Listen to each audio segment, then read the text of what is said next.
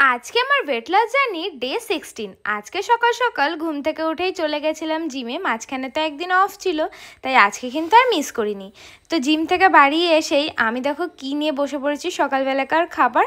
এখানে ছোলা ভিজিয়ে রেখেছিলাম আগের দিন, রাত্রিবেলাতে ছোলা কিশমিশ আর 1 গ্লাস দুধ নিয়ে বসেছি। তো সবার প্রথমে আমি কিন্তু এই দুধটাই খেয়েছি, তারপরে ভাবলাম যে দুধটা খেয়ে যাই, দুপুরবেলাকার রান্নাটা সেরে নিই। রান্না করতে করতে খিদে পেয়ে গেছিলো, তাই ততক্ষণে আমি চলে এসেছিলাম আবার এই ছোলা আর ওই কিশমিশ খেতে। আর এর মধ্যে কাজু বাদাম আর আমন্ড ছিল, সেগুলো খেয়ে কিন্তু আমি সকালবেলা গেছিলাম জিম। অত সকাল সকাল আমার খুব একটা বেশি খিদে পায় না, তাই কিন্তু সকালবেলা আমি সমস্ত খাবার না খেয়ে কিছু রেখে যাই, যে বাড়ি এসে যে প্রচণ্ড খিদে পাবে তখন খেয়ে নেব। এই দেখো আমি রান্না করতে করতে খিদে পেয়ে গেছে, তাই এখন কিন্তু এই ছোলাটা খাচ্ছিলাম। আর তারপরে স্নান টান করে এসে আমি কিন্তু এখন লেবু শরবত খাচ্ছি। আমার বর লেবু শরবত বানিয়ে দিয়েছে, আর ওপর দিয়ে দেখো কি সুন্দরভাবে লবণ আর লঙ্কার গুঁড়ো দিয়ে বেশ ভালোভাবে গার্নিশিং করেছিল।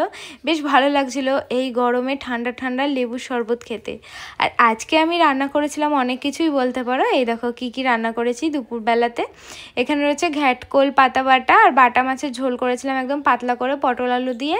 আর যেহেতু বাটা মাছ, তাই কিন্তু সর্ষে বাটাটা অবশ্যই করবই, তাই ওটাও করেছি, কারণ সর্ষে বাটা খেতে আবার আমার বর খুব ভালোবাসে। আগের দিন আমি ঘ্যাটকোল করেছিলাম, আমার বেশ ভালো লেগেছিলো, তাই কিন্তু আমি আজকে আবারও সুযোগ পেয়ে ঘ্যাটকোল বাজারে দেখতে পেয়ে নিয়ে এসে করে ফেলেছি। আর এটা বেশ ভালোভাবে লেবু অনেকটা পরিমাণে দিয়ে মাখিয়েছি, আর খেতে কিন্তু দারুণ টেস্টি লাগছিলো। আচ্ছা, তোমরা কে কে ঘ্যাটকোল পাতা বাটা খেতে পছন্দ করো কমেন্টে জানিও। আমি তো একটুখানি বেশি লেবু পরিমাণ চিপে নিয়েছিলাম, যাতে আমার একটু গলাটা কম চুলকায়। অবশ্য গলা চুলকাচ্ছিল না।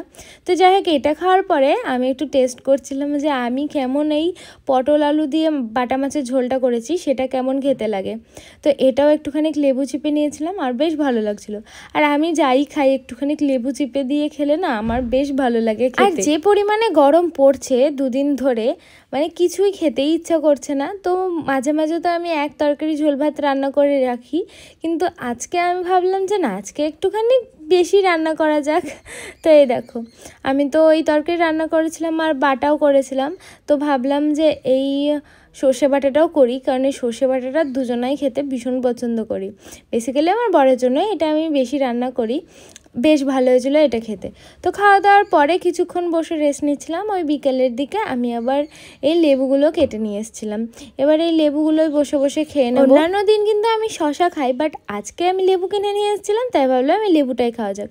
খুব একটা বেশি ভালো রস ছিল না, তাও ওইটাই বসে বসে খাচ্ছিলাম, আর কি করব। আর তোমরা কি ফল খেতে পছন্দ করো অবশ্যই কিন্তু আমাকে কমেন্টসে জানিও।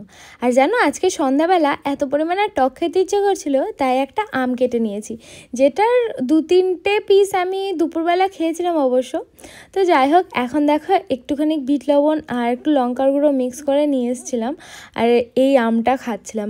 এত ভালো লাগছিল টক টক আমটা খেতে, আমার তো ভীষণ ভালো লাগছিলো। তোমরা আমার মতো কে কে এত টক খেতে পছন্দ করো সেটা কিন্তু কমেন্টস করে জানিয়ে দিও। আমাকে তো পাকা আম খেতে বারণ করেছে, কিন্তু কাঁচা আম খেতে তো একবারও বারণ করেনি, তাই না? তাই আমি তো কাঁচা আম খেতেই পারি। আর বলো, এই একবারই সিজন আসে আমের সারা বছর পরে, একটুখানি আম না খেলে হয়? তো যাই হোক, রাত্রেবেলা তার খিদে পাচ্ছিল না, একটু মেলায় গেছিলাম, মেলা থেকে একটু ফুচকা খেয়েছিলাম, আর তারপরে চলে এসেছিলাম বাড়িতে। আর বাড়িতে এসে এই যে দেখি মাছ ছিল, তাই আমি ভাবলাম যে মাছগুলোই খেয়ে নিই। আর এখানে আমার বড়বাবু খাচ্ছিল ঘুগনি আর রুটি, তো সেই সবের দিকে আমি আর নজরও দিইনি, যেহেতু ফুচকা খেয়ে ফেলেছি। তো রাত্রেবেলাতেই শুধু এই 3টে মাছ খেয়ে রয়েছি। তো বন্ধুরা, তোমাদের আজকে এই ওয়েট লস জার্নি 16 ডের ভিডিওটা কেমন লাগলো কমেন্টে জানিও। ভালো লাগলে লাইক শেয়ার করো, আমার পেজটা ফলো করো। তো আজকের জন্য বাই।